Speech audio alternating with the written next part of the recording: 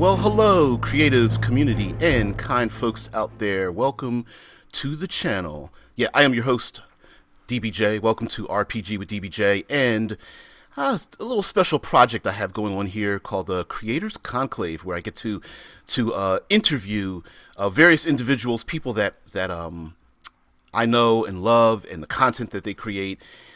I've reached out to them. None of these individuals have reached out to me, so I thought I would share my experiences with them, and hopefully you guys will get something from it as well.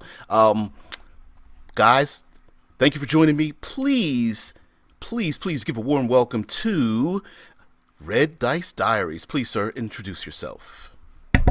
Hi, I'm John. I run the blog, podcast, YouTube, etc. Red Dice Diaries, where it's basically me talking about RPGs and producing content within that area. Thank you very much for having me on, DBJ. Oh, no problem at all. As a matter of fact, we have been in each other's circles for, I want to say, well over 5 years, 6 years now. Yeah, it's going back a ways now.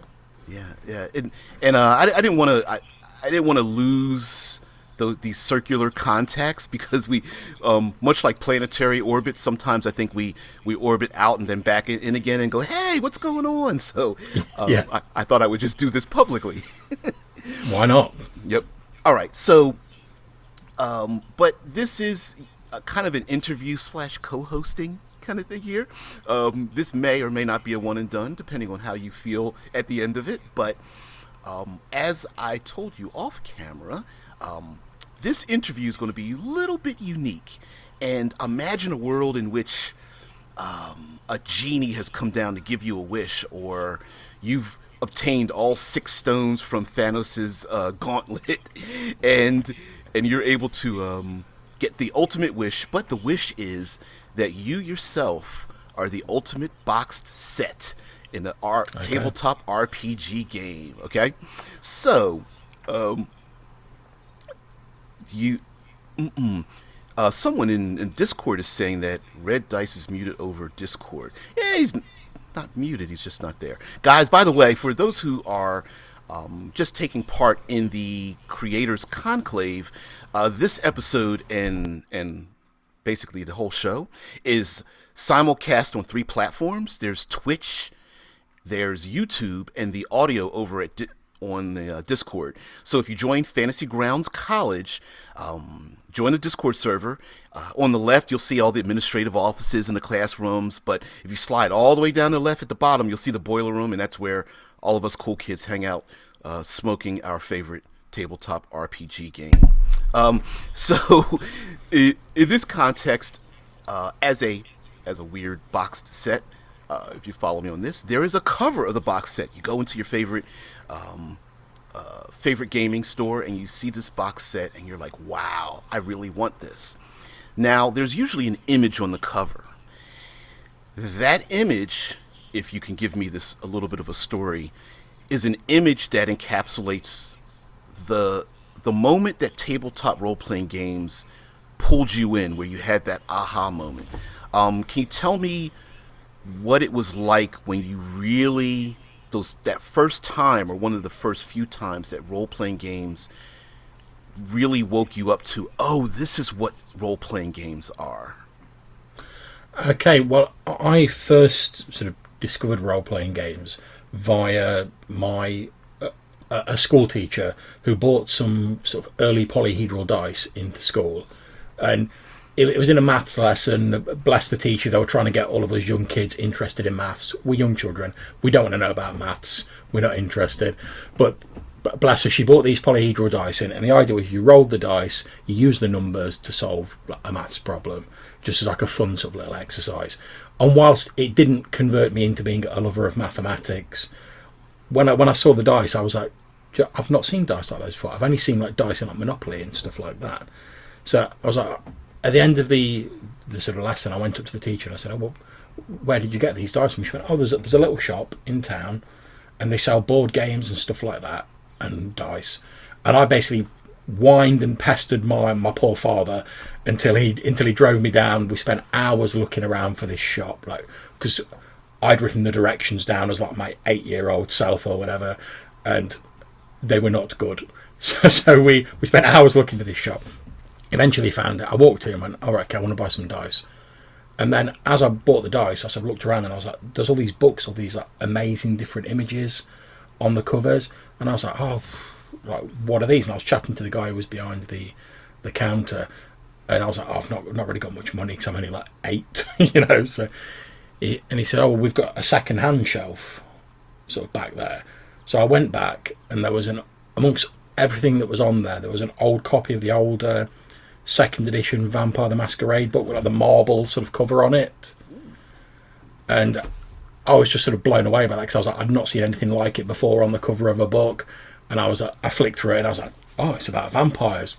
Love my horror stories since I was young. So I was like, all right, great. And it's affordable because it had been knocked about a bit. It had been well loved, So I bought that, went home and read it. And it had almost not occurred to me that it was a game. I was just like, oh, it's about vampires. It's got this cool thing. It's cheap. I'll buy it. We'll see what it's like. So I bought that, took it home, read it. And then I was like, oh, it's actually a game. It's something you like play with other people. But I didn't really sort of understand for the longest time. So I was like, right, well, where's the board? Where's the pieces? How does this work? And I sort of went from there, really. So Vampire was your introduction? It was my introduction. It wasn't actually the first game I played because I read through it. I didn't understand a lot in it. Okay. So it sort of fell by the wayside for a little while. And then I ended up getting hold of a copy of, I think it was like the first edition of Warhammer Fantasy Roleplay. And I had some friends who played like the sort of Games Workshop miniatures games. I know a bit about them. And I was like, all right, so this is a bit like that. So it provided an easy in for me. And it made it easier for me to get my friends interested and say, oh, do you fancy trying this game? It's a bit like the war games you already play.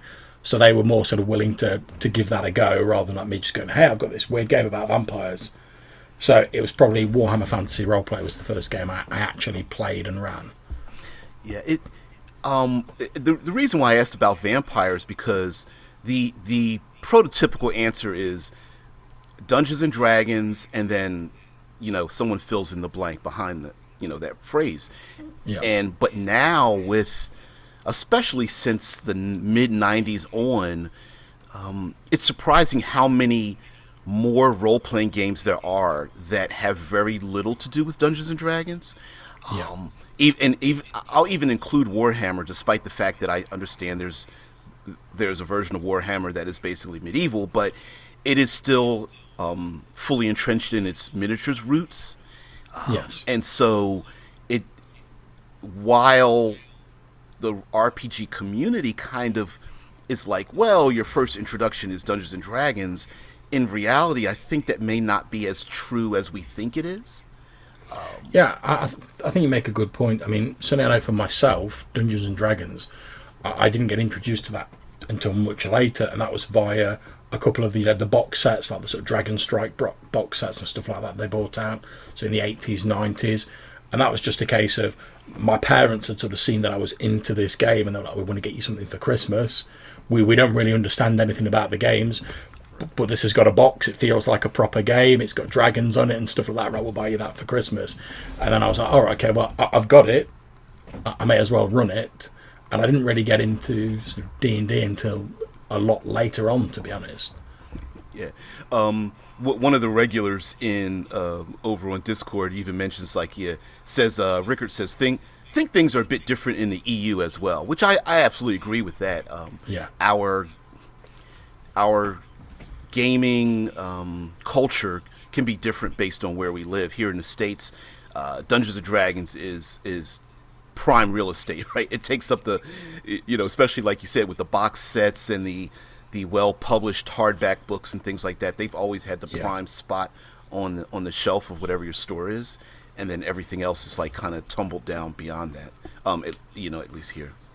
Yeah, I mean, I think definitely from my perception in America, obviously D&D was like the king of role-playing, whereas over here it was just like one other game that was dotted in amongst various different RPGs. It didn't have the prominence over here, so it was still a well-regarded and interesting game. And obviously since then it's come on in like huge leaps and bounds to like the massive market share it's got now.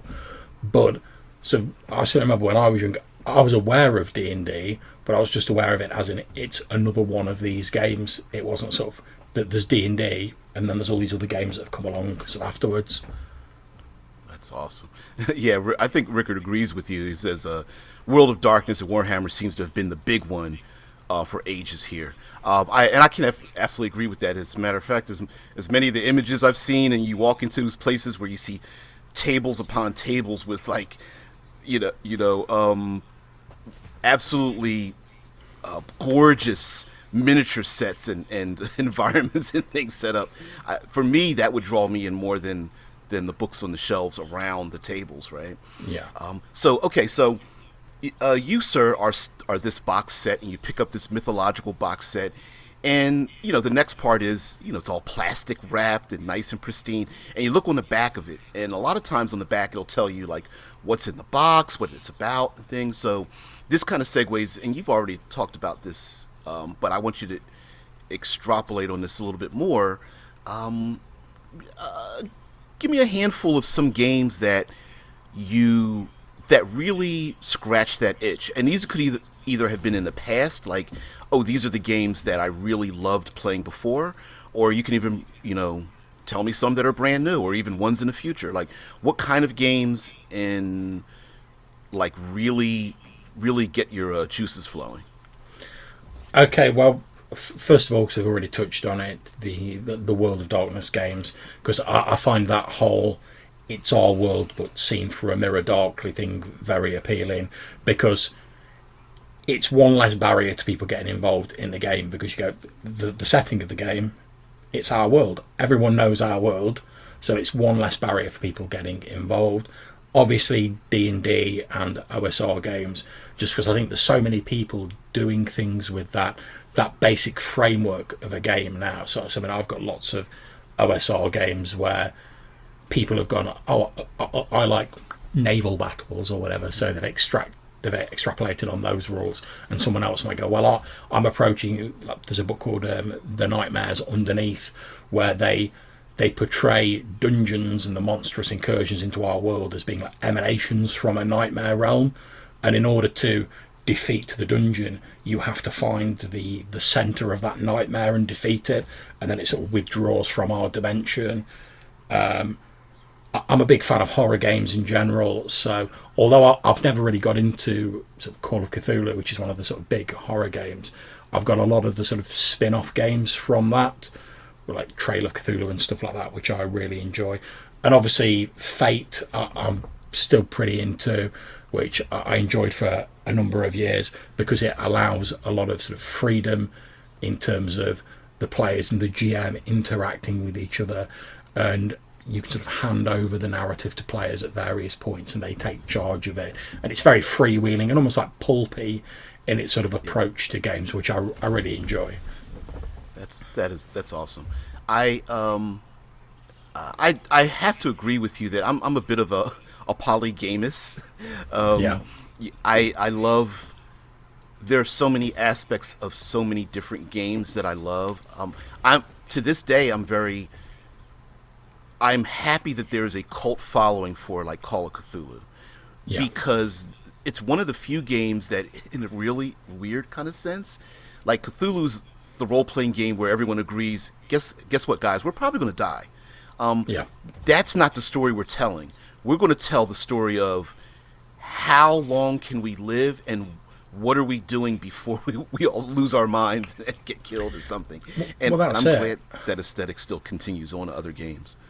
Yeah, I mean, I know quite a few people who say, I don't really get Call of Cthulhu because what's the point if you all end up sort of going mad by the end of it, or you all get killed or whatever. And to me, the point has always been, you're never going to win that big cosmic battle. You're never gonna sort of duke it out with Cthulhu one-on-one and beat them. But it's like, it almost feels to me like it's a sort of like a metaphor for like everyday life. There's big things that we can't really change in our everyday life. But you don't just go, oh, well, I can't change the big things. What's the point of doing anything?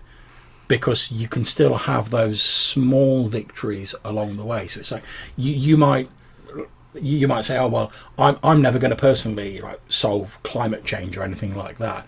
But I can do small things that help towards that, that to me feel like little achievable things that I can do. And that's what I like about Call of Cthulhu. Yeah, we're going to go insane, we're going to die by the end of it, but if we save this person, we stop this one cult, we solve this one mystery, we've sort of made a little chink in that armour, we've won that little victory along the way. Yeah, I love that. Almost, I suppose you can consider it like a noir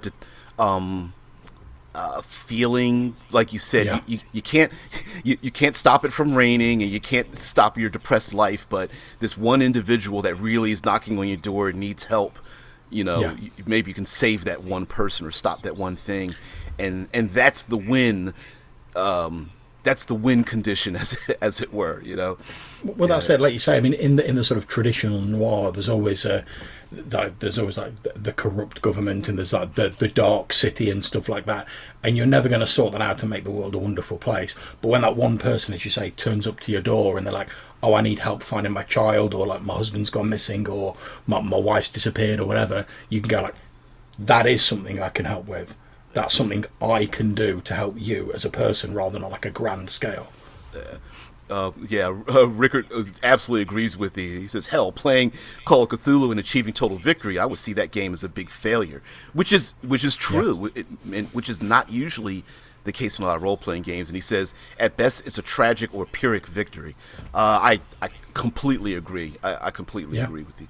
Now, moving on after you're given this box set for free and you walk out the store, because of course the mythological box set that you are, of course it's free. Sure, go ahead and take this. And you shake it. There's some things inside of it. You peel the plastic back. You open up the cover. You look inside, and as logic would have it, you never go through the box in the exact order that it's in. True. You reach down in there, and what are the little bits and baubles down in there?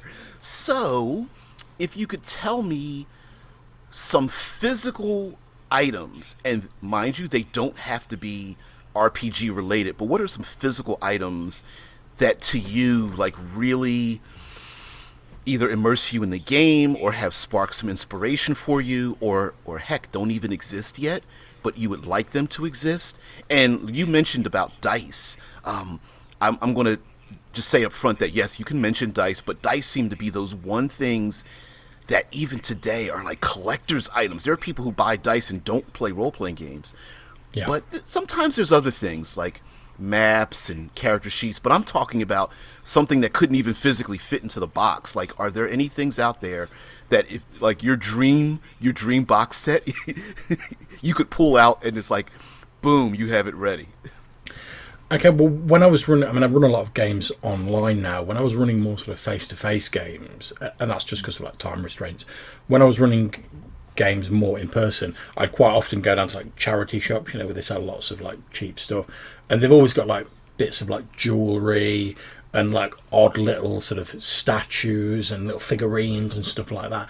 And quite often I'd wander around those with like a couple of pounds in my pocket and just sort of occasionally like buy something just that I could go like, all right, okay, I've bought this like big fake diamond. Right, okay, so it's obviously plastic, but I'd be like, oh, how can I work that into a game? And you'd have this bit where you said, oh, let's say you're doing like a D&D style game where you say, oh, you've got to go and steal this diamond from the wizard's tower or whatever, and you can just put that on the table, and having an object there that people can look at and sort of hook their ideas and their imagination into, it just gets them going straight away, rather than me sort of sitting there and just talking and explaining what a diamond is. We all know what it is, but there's something about having a tangible object that makes it seem more real. And I mean, I've got a bag sort of down here of like tiny little like plastic like Cthulhu statues. In the story Call of Cthulhu, there's like the various cults, and they've got the little statues of like the icons. So just being able to get out those little miniature ones, go, oh, you find a statue, you give it a bit of a description, and you go, yeah, it looks something like this, and you put it on the table, and people can pick it up, they can hold it, they can look at it, and it gets them asking you questions about it. And I'd far rather than you just sit there for 5 minutes and it's me just talking at you and telling you about this statue, you saying to me like, oh, well, is the statue this colour? How does it feel? And I'm answering your questions because I know it's stuff you're interested in, whereas I can guess what a regular group's probably interested in, But with you actually telling me, I know that if you say, "Oh, is there any sort of slimy covering on the statue?" I know that's something that interests you, because otherwise, why would you ask about it? Exactly.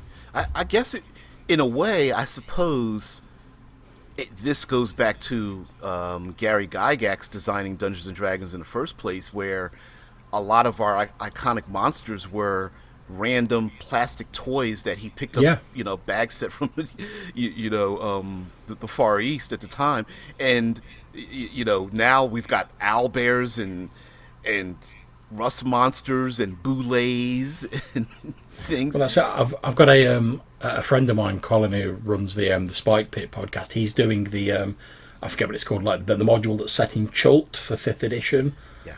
And there's a bit in that where in this port Nyanzaru, there's like dinosaur races, effectively, that go on that you can get involved in. And he was talking about buying some, the little plastic dinosaurs, just as like a little representation, so you can actually see them. And he's running the game for his family, which includes like his young children. So just having those like dinosaurs on the table, it's an extra in for them, and it gets them directly involved in it, rather than just sitting there sort of having to do all of the work with your imagination. I mean, your imagination always does the heavy lifting in role playing, but there's no harm in having like little sort of aid memoir, if you will, there that sort of gets your imagination rolling.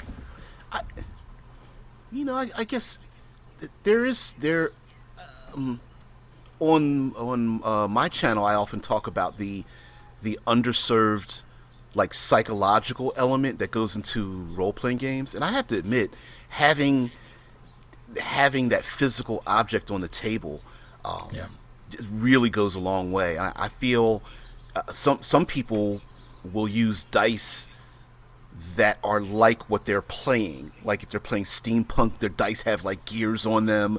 If they're playing cyberpunk, their dice have like a day glow color inside of them to get that neon feel. And Yeah. I think the reason, consciously or not, I think they do that because it really feels good to have a tangible object that really pulls you into that setting. I love it.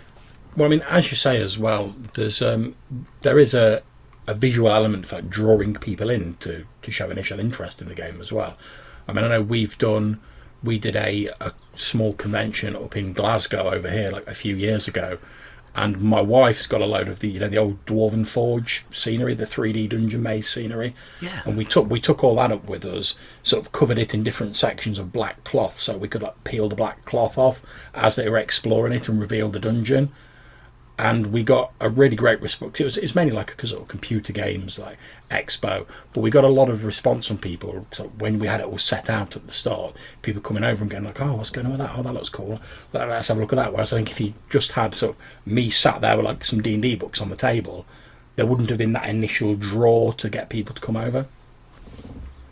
Yeah, in today's age with 3D printing and such, and believe me, I don't want any of these companies to go out of business, but the process is getting quicker with more detail and becoming cheaper. So I think there's going to be a turning point. There's going to be a crest where, like you say, we can get things that are the way we're imagining in a physical form, pretty specific to what we want ourselves. I think as well, though. I mean, even if you look at things like your Fantasy Grounds, your Roll20, your sort of online gaming solutions, there's still a very visual element to them, whether it's setting out the maps, whether it's creating tokens for your characters, or even if you just like you drop images in and you use them as handouts, it's still designed to sort of get that visual representation going to spur your imagination. Oh, absolutely. Yeah, Rickard's all in on this. He says in the Discord, fun story about dice. I was hosting a small get-together and showed some polyhedral dice to some engineers, and they lost their minds that there were dice other than D6. He says, I'm talking becoming like little children at Christmas style, losing their minds, and I'm picturing this to button-down engineers like, whoa, what? And then doing having fun with math again with these dice and stuff. Well, that's I mean, as we were saying, I mean, although there's greater awareness of it now, that there are still people who won't have thought like, oh, there's dice other than D6 because that's one we all know from like family board games and stuff like that. So again, even just the dice themselves can be a visual element. And let's face it, when you're competing with other forms of entertainment now, whatever you can do to like hook people's attention in and get them to say, "What's this about?" It's got to be a good thing. Yep. Okay, so Rickard, you're absolutely hilarious down there. All right, so the next part we're actually going to go to the bottom of the box, and you get rid of all the mail in. Please sign this and mail in for the newsletter and stuff. But sometimes there is something at the back of the book, and it has been known as Appendix N. The famous Appendix N is usually referred to that way because Gary Gygax had talked about a lot of his influences. And in our role-playing game, outside of our community, there are many things that influence us. So for you, what are some things in the past, present, and or future that you see that influence you in your game mastering, in your settings? And this can come from any place, but preferably not tabletop games. Okay, well, I'm a big fan of mythology and legends from all around the world. I mean, I remember sort of reading like the classic like Greek and Roman sort of mythologies as I was growing up. And I mean, sort of on the shelf behind me there, I mean, like at least 4 of them shelves are just like books on mythology and sort of modern urban legends, which are like the modern version of it. And I think as well as sort of being cool stories and having, like heroic deeds, gods, monsters, stuff like that in, and telling very human stories, they also tell you a bit about the people whose mythology that was, if you see what I mean. So you can learn a lot about Greek society by reading Greek mythology, what was important to them. And I think in a role-playing game, effectively what we're trying to do is, in playing with players, we're trying to create our own mythology about the setting. So as well as you running the games, it's when people talk about the games afterwards and they're like, oh yeah, do you remember that time when John's like rogue got killed by that doppelganger as we were like exploring the city? And you're almost sort of creating your own mythology and your own legends as you're doing that. So I think by sort of looking back to, I suppose, like a historical source, you can get a lot of ideas, and also you can get a lot of inspiration from different areas apart from your own culture. So I've read a lot on sort of British myths and legends because that's where I'm from, but also looking at different cultures' myths and legends, they will have points of reference and ideas that I might not have even considered. And you can find things in them that you can sort of magpie-like take out of those and go like, right, I can bring a little bit of that into my game. You enrich your game by doing so. I love it, and especially with mythology, especially as robust as say like Roman and Greek mythological stories. Some of them are they're pretty racy, and Yeah. and I mean they're darn near, they're as intricate as soap operas have always been. Yeah, I mean, if you look at the relationship between the gods, they would be analogous to like a modern soap opera. They're always falling out with each other. They're always going into a war and having conflicts with each other. They're trying to do things behind their back. Hera, like wife of Zeus, is always falling out with her husband because he's been up to no good. And effectively, it's just the sort of the relationships that are going on between people writ large on a cosmic scale, because they're those people's gods, so they reflect those people. You know, and I always segue when I really shouldn't be, but I often don't. I think it underserves us to have deities and pantheons in our fantasy role playing games that aren't. I think we are far more prudish and reserved than the mythology we're trying to emulate. Yeah. Like you said, there's wars and backstabbing. There's, I mean, heck, there's sex and incest and and obsession, and and the cycle continues on.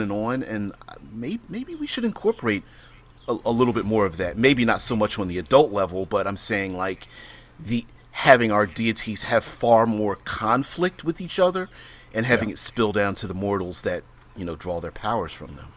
Well, I think if we were going to, as like a thought exercise, if we were going to create like sort of polytheistic pantheon for the modern day real world, the best way we'd start with that is we'd look at the people we were creating the pantheon for, and we'd say, right, what sort of behaviours are common amongst these people? What do they love? What do they hate?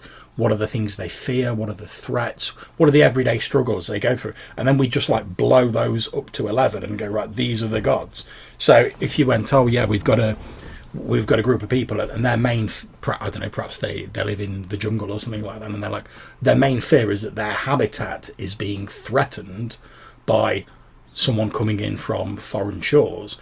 That would probably be represented by, I don't know, a demon, a god, something like that, who embodied those sort of villainous characteristics that they saw on the people who were coming in and threatening their territory. Oh yeah, absolutely. I think there's a lot to draw from it. I mean, even in the Discord, they're talking about Viking and Celtic culture, Japanese, Native American indigenous peoples, India or Indian, and several others. Oh yeah, absolutely. I mean, and even heck, even within those cultures, you'll have different stories and things that I think creatively we can pull from. So absolutely, someone in the Wolf says new gods in American gods are awesome references to this. Yes, they do. The American Gods, was it graphic novel and television show, if I'm not mistaken? It was there's a book, a graphic novel, and a TV show. Yeah. And about the fall, how they draw their power from the people that worship them, or maybe effectively have forgotten about them, which would be rather interesting because someone, Rickard says, it's also not uncommon for the gods to walk around testing mortals or just messing with them. So, yeah, how often do we even incorporate that into our tabletop games? Well, the gods there's an interesting bit in both the book and the TV show. I've not read the graphic novel, so I'm sure it's probably in there. But where they encounter a sort of a Jesus-like figure, but they encounter like 10 of him, and they're all sort of gathered around, and they all look slightly different. They're all slightly different ethnicities, and they make the point that although technically it's one god, everyone views him through a different lens. So in the mythology of that setting, each of those different interpretations is a separate entity, despite all sort of being together and all sort of talking with each other because they're all the same entity, which I thought was a very interesting idea. I've often wondered how that would be in a mythological tabletop setting where you have these countries that are divergent, and then they come together and they're all like raising their fists in the air like, no, it's my god that's supporting me, and come to find out they've all, despite their differences in culture and language and motivations, it's all literally the same deity who's like just shaking their head like, really, guys? Like, I've been trying to tell you that we're all under one banner, and they're like, we didn't know. Sorry about slaughtering half the people, population of the world. Again, in American Gods, the main character, Shadow Moon, is like manipulated by this Odin-like figure, but he's like a sort of a sideshow sort of con man style figure, because he's like the Odin that people brought across to America when they like emigrated there. But then later on in the book, he goes to the sort of Nordic countries that are the source of that, and there is another version of Odin there who is much more the traditional sort of Viking style version of him. And let's say it'd be interesting if there was conflict between those two people, would both versions of the gods sort of be on different sides and sort of fighting against themselves? Would they sort of come together? How would that work? It's a very interesting idea. Oh, absolutely. Dead Man the Storyteller, who always brings the knowledge on his show, because I'm the king of getting the references wrong. Talks about the green cover books in second edition AD&D, And I remember those green cover books. He brings up the Glory of Rome, the Age of Heroes campaign, Vikings, Celtics, Charlemagne's Paladins. I mean, he goes on. Yeah. And yeah, those were those green semi-soft cover books, or yeah, almost faux leather bound kind of books. I remember those. It's so great. Now, okay, so I feel the energy of everyone wanting to go down these divergent paths, but we haven't finished going through the box set that is you, sir. So we have a couple of books in there. Of course, you have to have like a setting book. You've got your player's book. You've got your Dungeon Master's Guide, and maybe a couple of adventures. So maybe because we don't want to get into the thicker books yet, we've just opened up the box and we pulled the dice out and the miniatures and things. We have a couple of adventures in there. So what type of themes and settings are the type of adventures that are yours? Like, what type of tropish even themes and really get your juices flowing, and what kind of genres really do that for you? Okay, well, I'm a big fan of the horror genre. So in my sort of normal reading, in my fiction reading, I read far more horror books than I read fantasy books, although I tend to GM more sort of fantasy games. But I always try and incorporate elements of the horror genre into that, because I think they speak very much to the human condition. So basic motivations, loss, fear, emotions that we all have.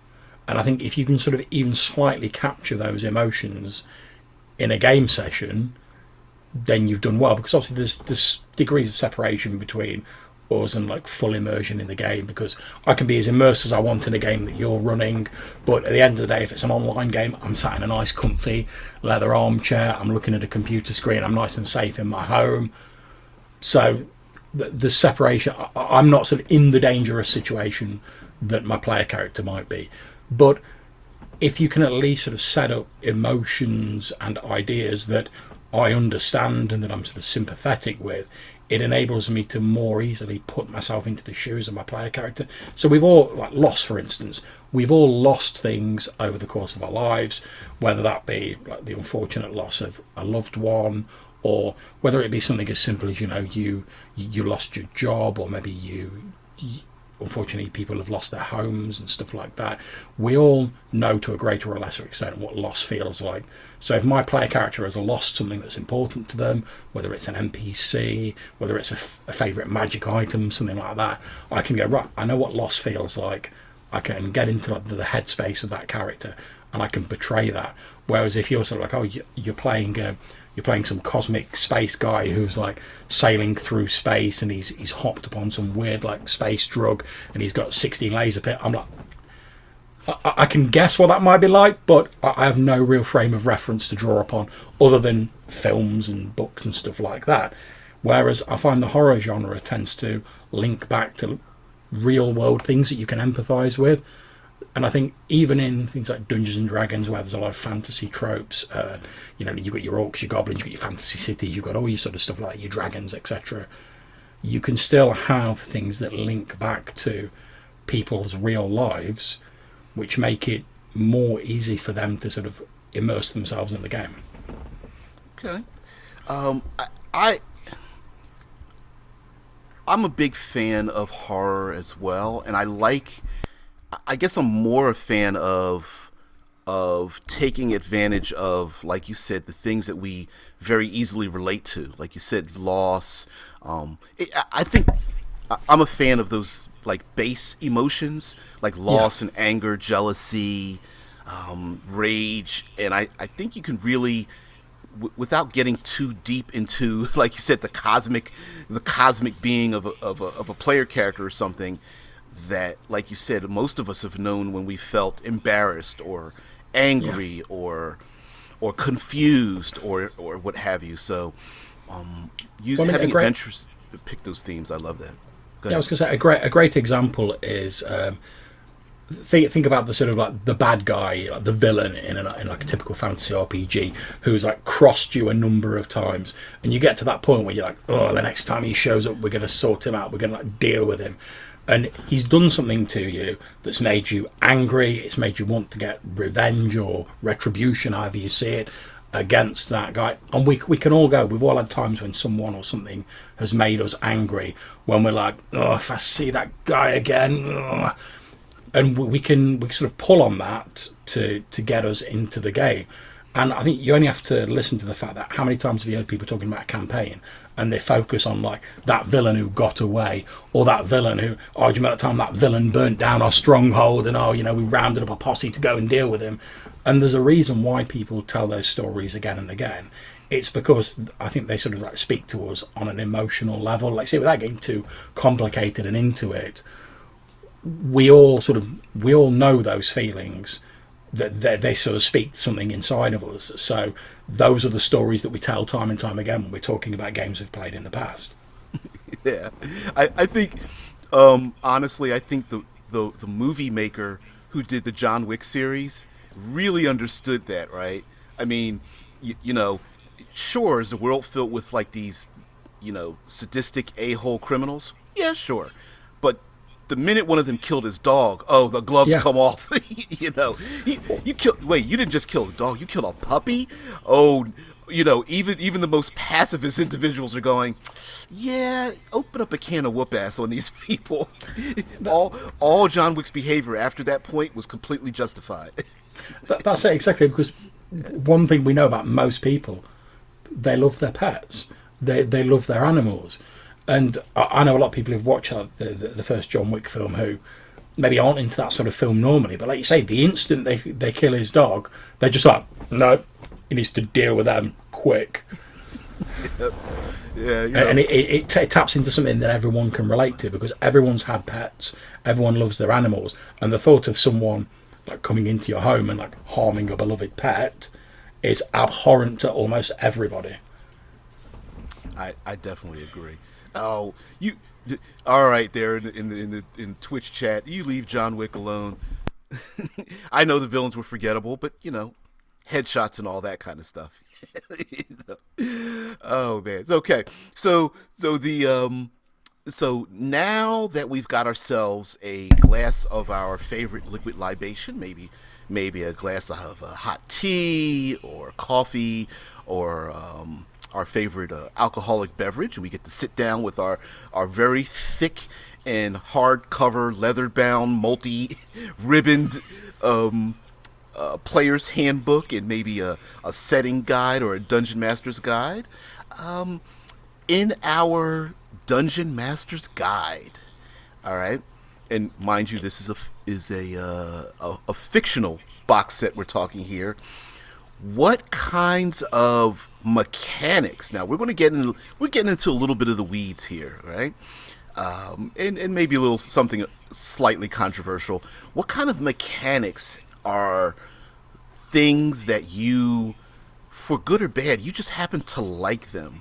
And mind you, this can be from any type of game system, any kind of game setting. What kind of mechanical things have you seen in various games that you're like, I wish I could just port that over to this mythological game that is my own particular box set? Okay, well, one of the things I think makes D&D so popular is that at its sort of heart, if you ignore all the extra stuff that's got in, like feats and stuff like that, the sort of attribute system is a very simple system. You've got 6 attributes that cover the sort of gamut of your different abilities, and you can make rolls based on them. Very simple.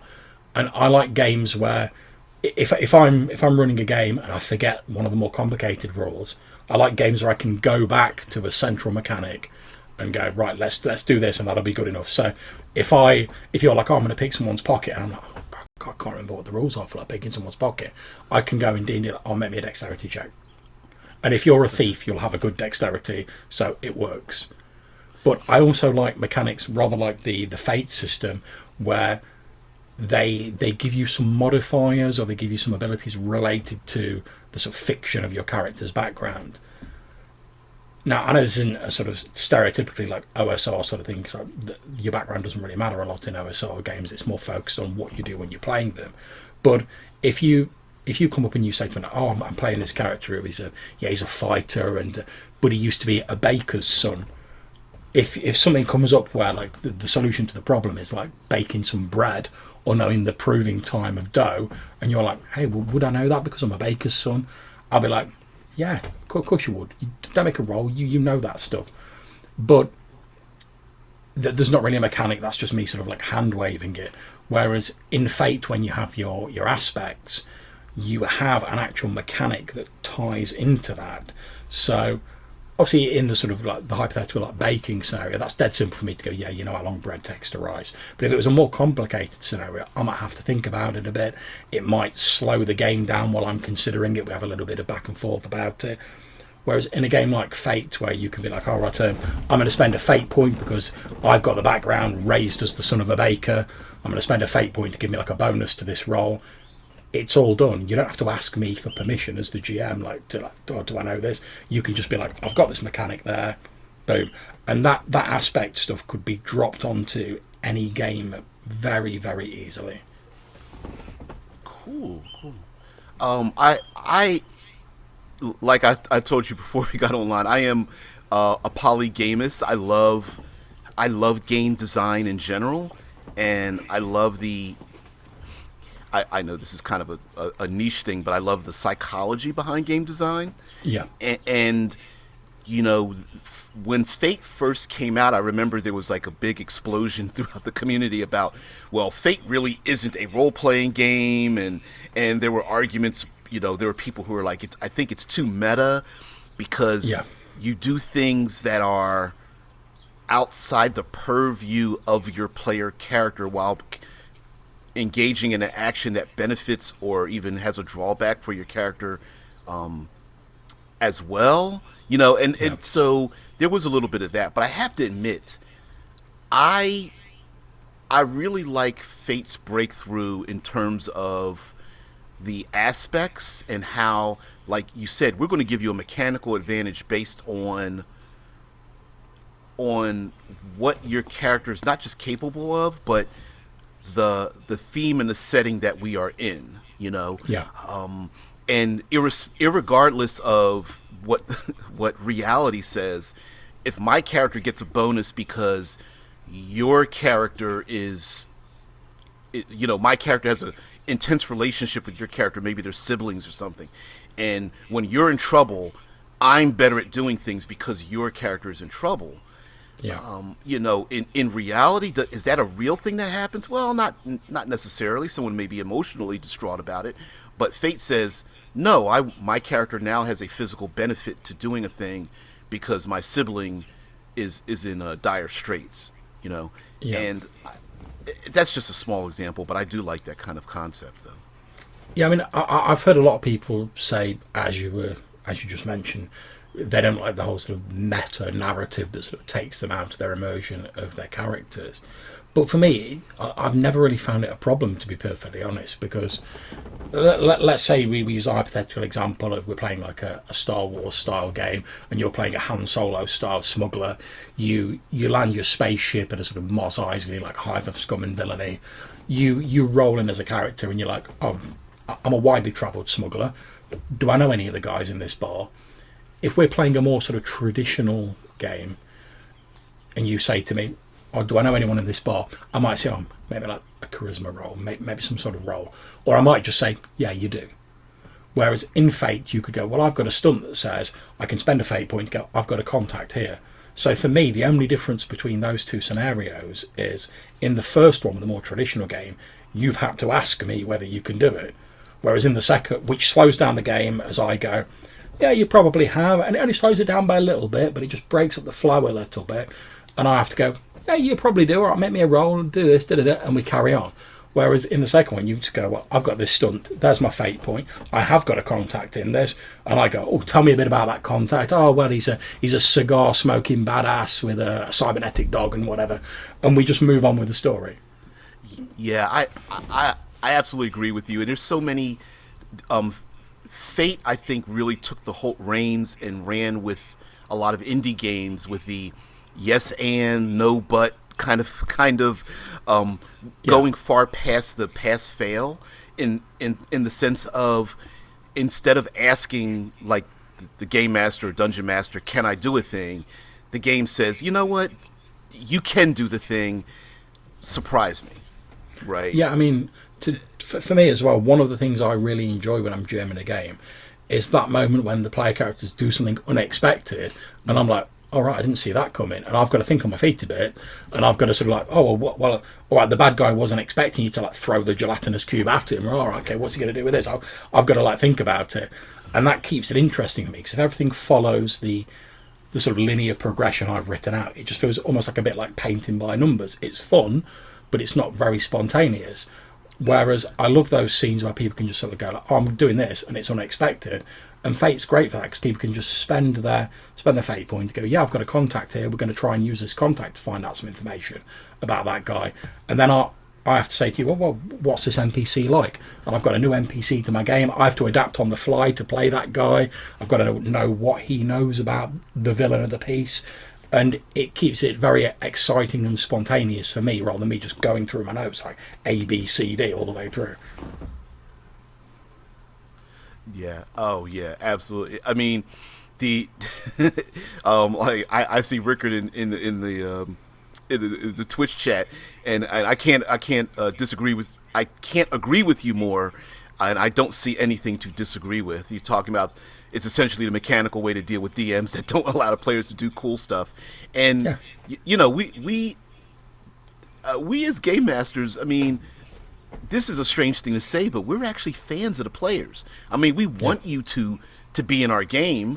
Why would we spend hours upon hours creating a setting if you don't get to get in it, right? And so, you know, if a player says, well, I've got a contact in Mos Eisley, and you know, now the first thing in my mind, I'm not thinking no, I'm thinking, cool, we get to have a cantina scene. You know, Yeah, I hadn't exactly. planned on this, but great. Thanks. You know, so I'm with you on that. I'm very much with you. So let's get on into our player's handbook. All right, and that's character creation. That tends to be the meat of most games. And in your player's handbook, we've got, you know, we've seen this done plenty of times. We've got our classic Dungeons and Dragons with fighters and clerics and things. But what, considering that you brought up Fate, and I'm sure we're going to segue into that that game as well, what are some things that you love to give to players? Like, you've got this mythological book, and you open up, and the players are getting to look through this book and look at the rules and such. And without getting too deep into absolute mechanics, but how tightly and how loosely do you have the reins on what the players can or cannot do when they come to the table? You know, is it like, do they have to ask permission to do the thing? Do you want to give them a lot of permission to change what's in the scene, the props in the scene? Like, how tightly and how loosely do you like that to be? Okay, well, I like my systems to give the players sort of clear guidelines as to what they can and can't do. So anything that minimises a player having to say to me like, oh, I'm all right to do this, is good as far as I'm concerned, because I don't want my players to feel like they're constantly having to ask me permission to do things, because I personally don't think that's my role as a GM to say, yes, you can do this, no, you can't do that. I think that's the place of the system to sort of guide that with like a little bit of guidance from me. But by the same token, I don't want players sort of like floundering around with a system that's so loose they're like, oh, I can conceivably do like anything, like, oh, so I don't know what to do. It's like if you decide to do a drawing, and I just give you a blank piece of paper and a pen, and I say, DBJ, draw me something. I've done it myself. You look at that blank piece of paper and you're like, I can draw anything, and there's almost so many options. You're like, I don't know where to start with. Whereas if I say to you like, oh, draw me a house or draw me a car, just by giving you that little bit of guidance, it starts you off, and then I can say, oh, draw me a car, and you could draw me like a Back to the Future style like rocket car. You could draw me like a sort of steampunk powered like rail car, whatever you want. But just that little bit of guidance sort of points you in the right direction. So I like systems that guide the players and they sort of funnel the creativity a little bit, but not so much that they feel that like every time they want to like step a little bit outside that, they have to come to me as the GM and sort of say, oh, am I right to do this? Is this going to be all right? Is this going to cause problems? I'm with you on that. I love to. I think of it in some ways a relationship with, say, a movie director and the actors. And the director knows where the scene is going to go, but the actors can pull props and costumes and things into the scene that they want. Even though the director is saying, okay, in this scene we're going to have a car chase, or we're going to you're going to have a discussion with a loved one before danger befalls you or something. But if the player says, well, hey, could I dress in a different outfit, or I think this conversation should be in the kitchen instead of in the on the back porch or something. For me, I'm thinking, yeah, go ahead, you pull in, design any kind of props you want, as long as you're not disrupting the context of what we're doing here, which might be a car chase or a dramatic discussion with a loved one or something. Yeah, and I think this is something that we've sort of naturally been doing in role play games, going back to like the year dot anyway. So if you're running like a more traditional sort of D&D style game, and the player characters are confronting a villain in a barn or something, and one of the player characters goes, I'm going to look around for like a hay fork because I've got no weapon. I'm going to grab the hay fork and I'm going to use that to try and fend him off. If you look in your old module, they were fairly sparse with the details. It's probably not going to say everything that's in that barn, but as a GM, you go, it's a barn. There's probably a hay fork in there. There's probably bales of hay. That's fine, and you just let them do that. I think all the sort of systems like Fate are doing is they're putting a mechanic in that almost says to the players, look, this is okay. Just go for it. Absolutely. Now we're coming to the end of this interview, and I do want to spotlight.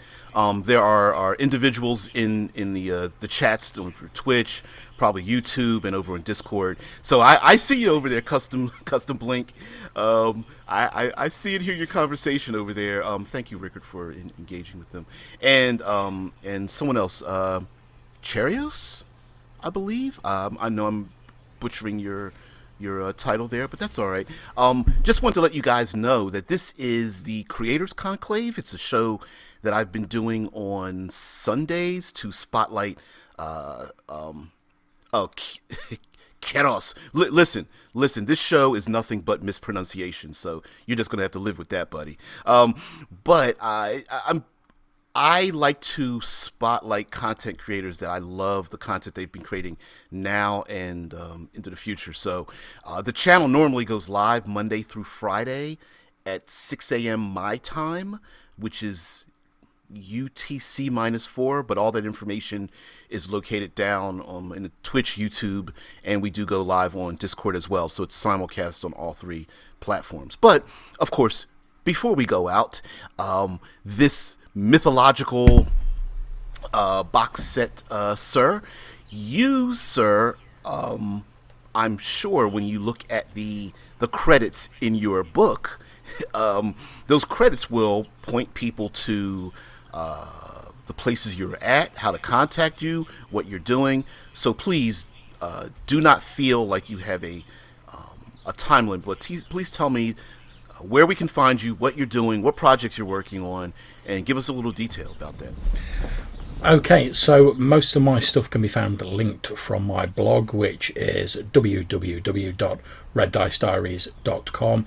There's a where to find me link on there that links to a page which has links to my blog, Twitter, Twitch, my podcast, which is on Anchor, although I'm relaunching that shortly, possibly on a different host, and all of that detail is on there.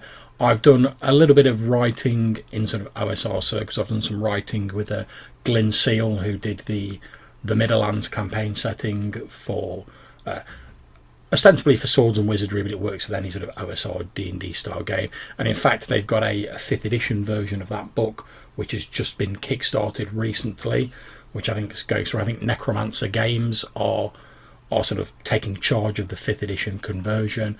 I've done some freelance writing for that.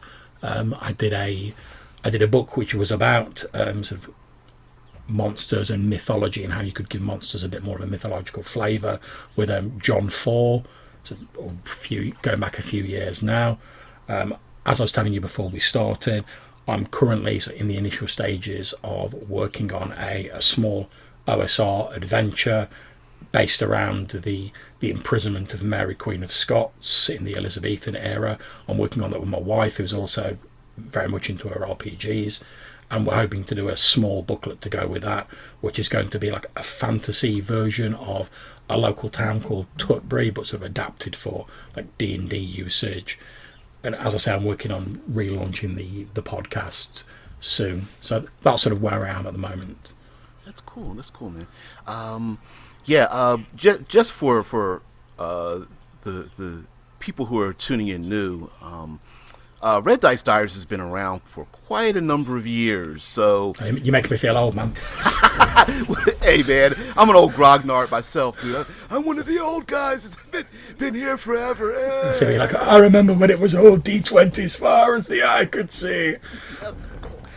Oh, man. But I think it gives us a little bit of a circular insight to the community where we see certain themes come back around again, like in the inevitable orbit of planets and whatnot. So I think being in this gaming sphere is pretty cool, and I just want to do my part to make sure that a lot of us, we still come into each other's orbits, and as we start working on different projects and things, like me, I've been a contributing writer over at Critical Hit Publishing with Alex and Rob.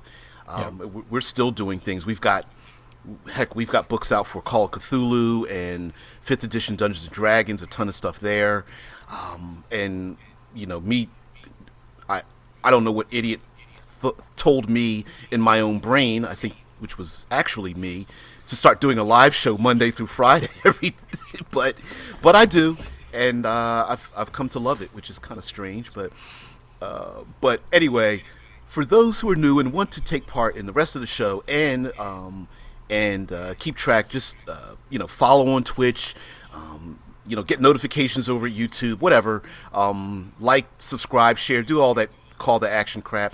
By the way, if you are someone who likes to use Discord, you can go over to Fantasy Grounds College and join the Discord server over there. And then on the left, if you slide past all the administrative offices and the classrooms, you can hang out with all of us down there in the boiler room. So, by the way, Sir RDD, thank you very much. Are there any last words you wanted to say to the community out there, or anything in particular that maybe I didn't cover that you wanted to talk about? We have that opportunity. I mean, first of all, again, thank you very much for having me on. Very much enjoyed it. I mean, I think like most people who are into their games, we love talking about games. If, as you said at the start, if we didn't love it, we wouldn't put all the effort into creating worlds and doing all this writing and stuff like that. So anyone who's enthusiastic about stuff loves talking about it. And I think the important thing is whatever sort of game you like, whether you like your indie games, your OSR games, whatever, they all have a sort of a shared origin story, and they might have all diverged in different ways, but they all come from the same place. They all come from people going, right, we want to sit down together, we want to socialise with each other, we want to have a good fun time playing these games. And I think as long as you keep that in mind, you really cannot go far wrong with role playing. That's awesome. Well, thank you very much for taking us out. Everyone out there, thank you very much for being part of this. All you creatives, community, and kind folks, I really appreciate it. Guys, have a great day, and we'll see you first thing Monday morning. See ya. Bye.